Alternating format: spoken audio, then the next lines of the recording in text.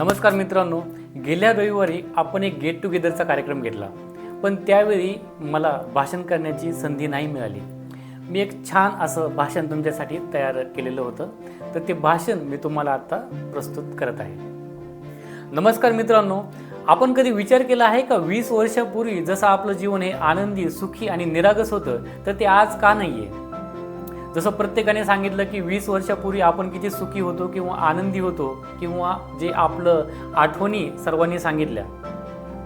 पण या 20 वर्षांमध्ये आपण एक किशोरवयीन मुलापासून मुलीपासून एक कुटुंबातील कर्ता आहोत किंवा आपण एक आज पालक आहोत किंवा म्हणता येईल की आपण एक जागरूक नागरिक आहोत.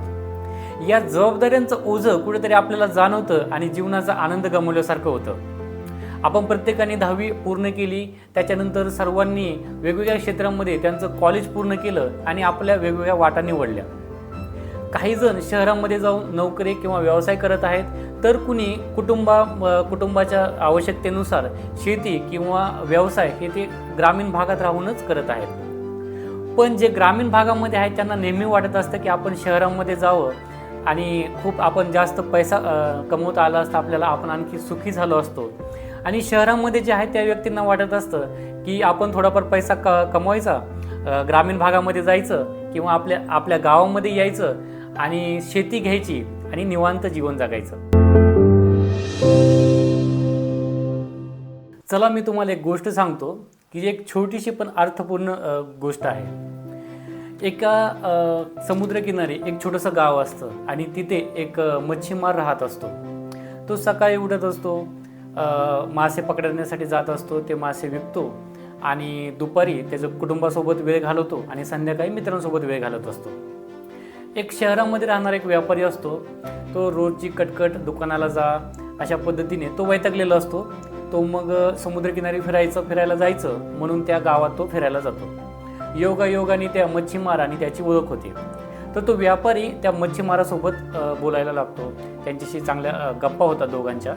तर तो व्यापारी त्याला म्हणतो, मच्छीमाराला म्हणतो, तू थोडंसं आणखी का काम करत नाही, आणखी मासे पकड, याने तुला आणखी पैसा मिळेल, मग तू बोट घेऊ शकतो, तू लखपती करोडपती होऊन जाशील, तू बोट घेऊ शकतो, तुझा व्यवसाय मोठा होईल. मच्छीमार म्हणतो मग काय होईल? ते म्हणतो मग काय नाही, तू मग मस्त निवांत जीवन जगायचं, कुटुंबासोबत वेळ घालवायचा, मित्रांसोबत वेळ घालवायचा. मग तो मच्छीमार हसत हसत म्हणतो, हे तर मी आत्ता पण करत आहे, मी जीवन हे अशाच पद्धतीने जगत आहे. याचा अर्थ असा होतो की तुम्ही कितीही पैसे कमवले तरी तुमच्या ज्या गरजा आहेत त्या लिमिटेडच असतात. मित्रांनो, या गोष्टीचा धडा खूप साधा आणि सरळ आहे की आपल्या जीवनाचा जो आनंद आणि समाधान आहे हे फक्त पैशात नाही, तर आपली वेळ आणि आपलं आयुष्य आपण कसं खर्च करतो यामध्ये आहे. आपण ज्या ठिकाणी आज आहोत त्याच्यामध्येही आपण समाधान शोधलं पाहिजे, कारण की हे जर समाधान आपल्याला सापडलं तर आपलं जीवन हे खूप साधं आणि सरळ होऊन जातं. नक्कीच तुम्हाला जे मिळवायचे तर तुम्ही नक्कीच मिळवा, पण तुम्ही जिथे असाल त्या ठिकाणी सुद्धा तुम्ही समाधान आणि आनंद शोधला पाहिजे, कारण की तो तुम्हाला सहज उपलब्ध असतो. जीवनामध्ये 2 गोष्टींमध्ये तुम्हाला आनंद सहज मिळतो, ते म्हणजे तुमचे छंद आणि मित्रपरिवार.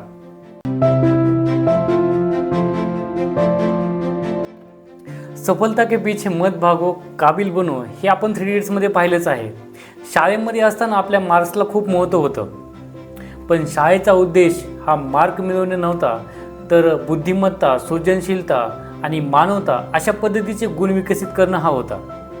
शाळेमध्ये कमी मार्क्स पडून देखील आपल्यातली बहुतांश लोकांनी आपल्या जीवनाचे मार्ग नक्कीच शोधले आहेत. तसं आपण आपल्या जीवनाचा मार्गही, आनंदाचा मार्गही शोधू शकतो.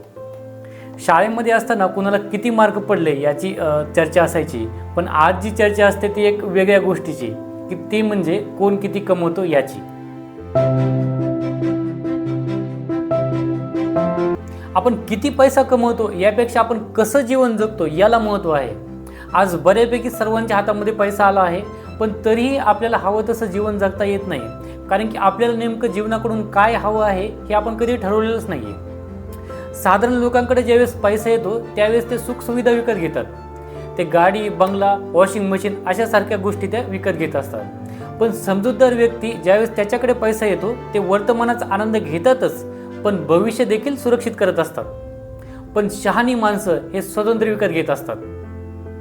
यश म्हणजे फक्त आपल्या बँकमधील अकाउंटचा बॅलन्स नाही, तर यश म्हणजे आपलं जीवन पूर्ण क्षमतेने जगणं आणि आपल्याला हवं तसं जीवन जगता जगता आपल्या कौटुंबिक जबाबदारीही आपण चांगल्या पद्धतीने पूर्ण करता येणं.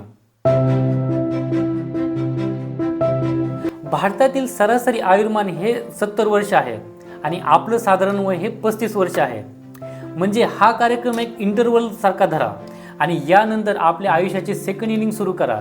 तुमची उरलेले मोठे स्वप्न साकार करण्यात, आपलं जे जीवन आहे आणखी खुल्या मनाने जीवनाचा आनंद घेण्यात आणि शहाणपणात घालूयात.